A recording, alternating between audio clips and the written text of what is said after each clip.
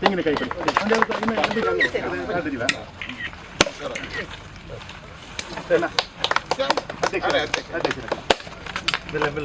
Hello Bharat माता की जय। ಮತ್ತೆ ಮುಂದಿನ ಕಾರ್ಯಕ್ರಮಕ್ಕೆ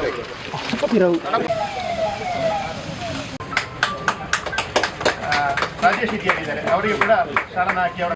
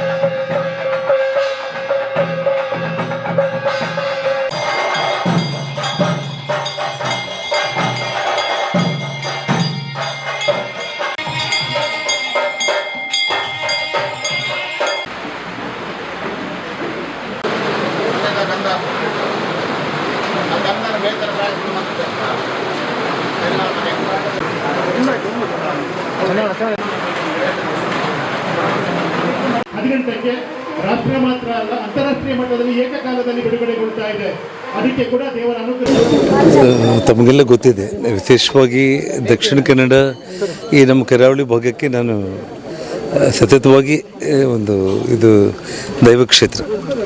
ಹೆಜ್ಜೆ ಹೆಜ್ಜೆಗೂ ಕೂಡ ನಮಗೆ ಒಂದು ಭಗವಂತ ಈ ಭೂಮಿ ಮೇಲೆ ಇಲ್ಲೇ ಇದ್ದಾನೆ ಅನ್ನುವಂಥ ಒಂದು ನಂಬಿಕೆ ಬರುವಂಥ ಒಂದು ಪುಣ್ಯಕ್ಷೇತ್ರಗಳು ಇರುವಂಥ ಭೂಮಿ ಇದು.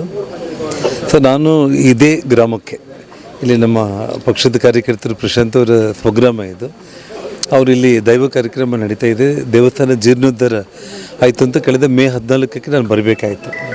ಆದರೆ ಕೋರ್ಟ್ ವಿಚಾರಗಳು ನಿಮ್ಗೆ ಗೊತ್ತಿತ್ತು. ಸೊ ನಾನು ಮತ್ತೆ ಒಂದು ಕಾನೂನಿನ ಸಂಕಷ್ಟದಲ್ಲಿದ್ದಾಗ ಇಡೀ ಗ್ರಾಮದವರು ನಾನು ಈ ಕಾರ್ಯಕ್ರಮಕ್ಕೆ ಬರದೇ ಹೋದರೂ ಕೂಡ ಪ್ರತಿಯೊಬ್ಬರೂ ಕೂಡ ಕಾರ್ಣಿಕದ ಒಂದು ಪ್ರಶ್ನೆಯನ್ನು ಕೇಳಿ, ದೈವ ವಾಕ್ಯ ಅಂದರೆ ಒಂದು 30 ದಿವಸದ ಒಳಗಡೆ ಅವರು ಹೊರಗಡೆ ಬರ್ತಾರೆ ಅಂತ ಹೇಳಿರುವಂಥದ್ದು. ಅದಕ್ಕೆ ತಕ್ಕ ಹಾಗೇ ನಾನು 3 ದಿವಸ ಮುಂಚೆನೇ ಹೊರಗಡೆ ಬಂದಿರುವಂಥದ್ದು. ಮತ್ತು ಇವತ್ತು ಇಲ್ಲಿ ಈ ಭಾಗದಲ್ಲಿ ಒಂದು ಸಂಕ್ರಮಣದ ವಿಶೇಷವಾದ ದಿನ ಆಗಿರೋ ಕಾರಣ ಇವತ್ತು ಬಂದು ಆ ದೈವಕ್ಕೆ ನಾನು ಕೃತಜ್ಞತೆಗಳನ್ನ ಭಕ್ತಿಪೂರ್ವಕವಾಗಿ ಸಲ್ಲಿಸೋದಕ್ಕೆ ನಾನು ಇಲ್ಲಿಗೆ ಬಂದೆ. ನಾನು ಇದರ ಜೊತೆ ಈಗ ಮುಂದಕ್ಕೆ ಹೇಗೆ ಒಂದಿಷ್ಟು ವಾಗ್ದಾನವನ್ನು ಕೂಡ ಮಾಡಿದ್ದೀರಿ ಅದರ ಬಗ್ಗೆ? ಅಂದರೆ ಇಲ್ಲಿ ಅವರು ಇವತ್ತೇನು ಒಂದು ಸಣ್ಣ ಕಾರ್ಯಕ್ರಮ ದೇವಸ್ಥಾನಕ್ಕೆ ಸಂಬಂಧಪಟ್ಟು ಮಾಡ್ತಾ ಇದ್ದಾರೆ, ಇದರಲ್ಲೂ ಕೂಡ ನಾನು ಪಾಲ್ಗೊಂಡಿದ್ದೀನಿ ನನ್ನ ಸೇವೆ ಮಾಡೋದಕ್ಕೆ.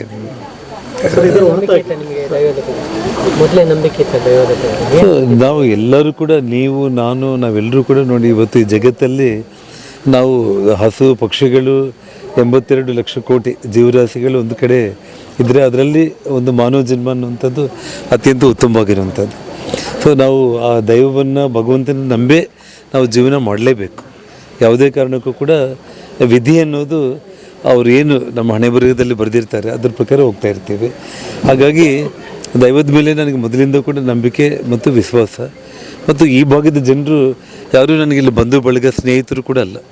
ಒಬ್ಬ ಸಾಮಾನ್ಯ ಭಾರತೀಯ ಜನತಾ ಪಕ್ಷದ ಒಬ್ಬ ಕಾರ್ಯಕರ್ತ ಪ್ರಶಾಂತ್ ತಮ್ಮ ಗ್ರಾಮದಲ್ಲಿ ಆಗ್ತಾ ಇರುವಂಥ ಈ ಕಾರ್ಯಕ್ರಮಕ್ಕೋಸ್ಕರ ನನ್ನನ್ನು ಪ್ರೀತಿಯಿಂದ ಗ್ರಾಮದವ್ರು ಬಂದು ಆಹ್ವಾನ ಮಾಡಿದ್ದಕ್ಕೆ, ನಾನು ಬರದೇ ಇರೋ ಸಮಯದಲ್ಲೂ ಕೂಡ ಆ ದೈವದಲ್ಲಿ ನನ್ನ ಬಗ್ಗೆ ಪ್ರಾರ್ಥನೆ ಮಾಡಿರೋದು, ಆ ಋಣ ತೀರಿಸ್ಕೊಳ್ಳೋ ಪ್ರಯತ್ನದಲ್ಲೇ ನಾನು ಇವತ್ತು ಗ್ರಾಮಕ್ಕೆ ಬಂದಿರೋದು. ಕರ್ನಾಟಕ ಸರ್ಕಾರ, ಈಗಿನ ಸರ್ಕಾರದ ಬಗ್ಗೆ ನಿಮ್ಮ ಅಭಿಪ್ರಾಯ?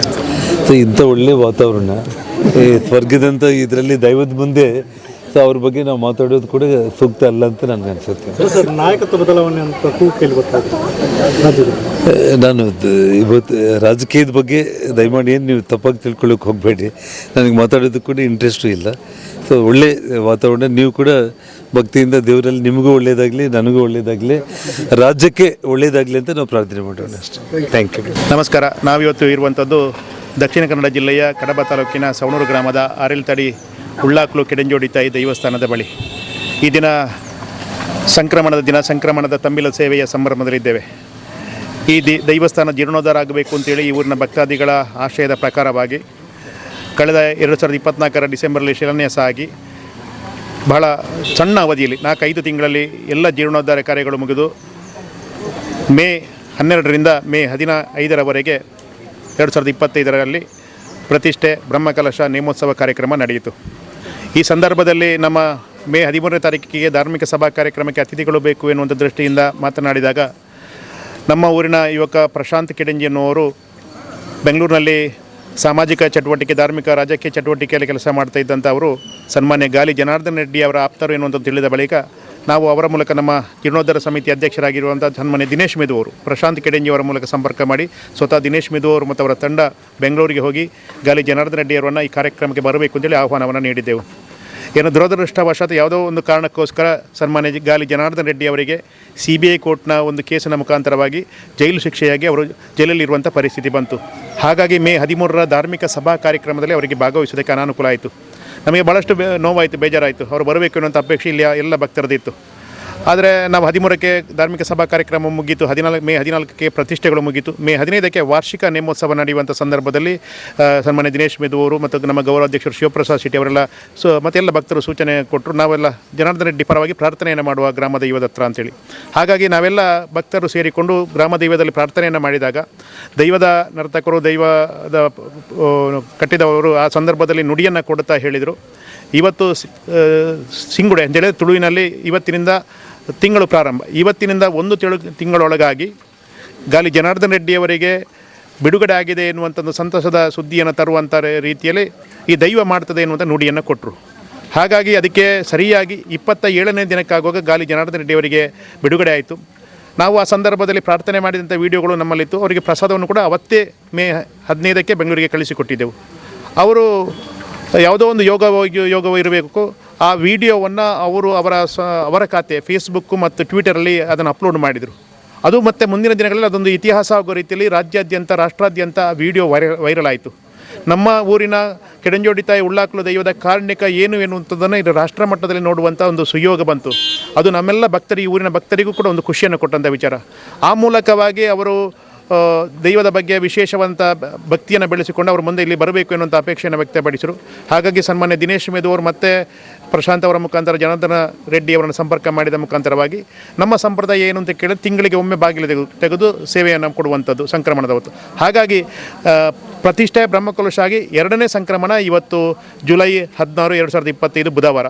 ಇವತ್ತು ಅವರು ಬರ್ತೇನೆ ಅಂತ ಹೇಳುವ ಪ್ರಕಾರವಾಗಿ ಅವರನ್ನು ಸ್ವಾಗತ ಮಾಡುವಂಥ ಎಲ್ಲ ಸಿದ್ಧತೆಯನ್ನು ಸನ್ಮಾನ್ಯ ದಿನೇಶ್ ಮೆದು ಮತ್ತು ಶಿವಪ್ರಸಾದ್ ಶೆಟ್ಟಿ ಮತ್ತು ಇಲ್ಲೆಲ್ಲ ಕಾರ್ಯಕರ್ತರ ನೇತೃತ್ವದಲ್ಲಿ ನಾವು ಮಾಡಿ ಅವರನ್ನು ಕರ್ಕೊಂಡು ಬರುವಂಥ ವ್ಯವಸ್ಥೆಯನ್ನು ಕೂಡ ಅಲ್ಲಿಂದ ಪ್ರಶಾಂತ್ ಕೆಡಂಜಿ ಮಾಡಿದರು. ಮಂಗಳೂರಿನಿಂದ ವಿಧಾನ ಪರಿಷತ್ ಸದಸ್ಯರಾಗಿರುವಂಥ ಕಿಶೋರ್ ಬೊಟ್ಯಾಡಿ ಅವರ ವ್ಯವಸ್ಥೆ ಮಾಡಿದರು. ಸನ್ಮಾನ್ಯ ನಳಿನ್ ಕುಮಾರ್ ಕಟೀಲ್ ಅವರು ಅದಕ್ಕೆ ಸಾಥನ್ನು ಕೊಟ್ಟರು. ಹಾಗಾಗಿ ಇವತ್ತು ನಳಿನ್ ಕುಮಾರ್ ಕಟೀಲ್ ಅವರ ಜೊತೆಗೆ ಸೇರಿಕೊಂಡು ಗಾಲಿ ಜನಾರ್ದನ್ ರೆಡ್ಡಿ ಅವರು ಇಲ್ಲಿ ಬಂದಿದ್ದಾರೆ. ಅವರ ಮುಖಾಂತರವಾಗಿ ಅವರಿಗೆ ಅವರ ಹೆಸರಲ್ಲಿ ತಂಬಿಲ ಸೇವೆ ಆಯಿತು ಮತ್ತು ಅವರ ಕೈಯಿಂದ ನಮಗೆ ಒಂದು ಉಪಕಟ್ಟಡ ಆಗಬೇಕಿತ್ತು. ಅದಕ್ಕೆ ಶಿಲಾನ್ಯಾಸ ಕಾರ್ಯಕ್ರಮವನ್ನು ಕೂಡ ಮಾಡಿದ್ದೇವೆ. ಸುಮಾರು 25-30 ಲಕ್ಷ ವೆಚ್ಚದ ಶಿಲಾನ್ಯಾಸ ಆಗಿದೆ.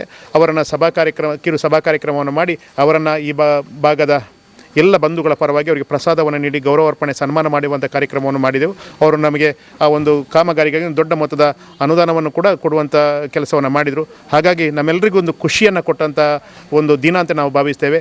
ಎಲ್ಲ ಊರಿನಲ್ಲಿ ಒಬ್ಬನಿಂದ ಇಬ್ಬರಿಂದ ಆದಂಥ ಕೆಲಸ ಅಲ್ಲ, ಊರಿನ ಎಲ್ಲ ಭಕ್ತಾದಿಗಳು ಸೇರಿಕೊಂಡು ಹಗಲು ರಾತ್ರಿ ದುಡಿದ ಕಾರಣ ಕೆಲವರು ಶ್ರಮದಾನ ಮಾಡಿದರು, ಕೆಲವರು ಧನ ಸಹಾಯ ಮಾಡಿದರು, ಕೆಲವರು ಸೇರಿಕೊಂಡು ಕೆಲವರು ಬೇರೆ ಕಡೆಯಿಂದ ವ್ಯವಸ್ಥೆಯನ್ನು ಮಾಡಿಕೊಟ್ಟರು. ಎಲ್ಲದರ ಪರಿಣಾಮವಾಗಿ ದೇವಸ್ಥಾನ ಇವತ್ತು ನಿರ್ಮಾಣ ಆಗಿದೆ. 2ನೇ ಸಂಕ್ರಮಣ ತಂಬಿರದಲ್ಲಿದ್ದೇವೆ. ಜನಾರ್ದನ ರೆಡ್ಡಿಯವರು ಬಂದಿದ್ದಾರೆ. ಇಡೀ ಮತ್ತೊಮ್ಮೆ ರಾಷ್ಟ್ರಾದ್ಯಂತ ಈ ಕ್ಷೇತ್ರದ ಕಾರಣಿಕ ತಿಳಿಯುವಂಥ ಕೆಲಸ ಕಾರ್ಯಗಳಾಗಿದೆ ಅಂತ ಖುಷಿಯಿಂದ ಹೇಳ್ತಾ ಎಲ್ರಿಗೂ ವಂದನೆಯನ್ನು ಸಲ್ಲಿಸ್ತಾ ಇದ್ದೇನೆ.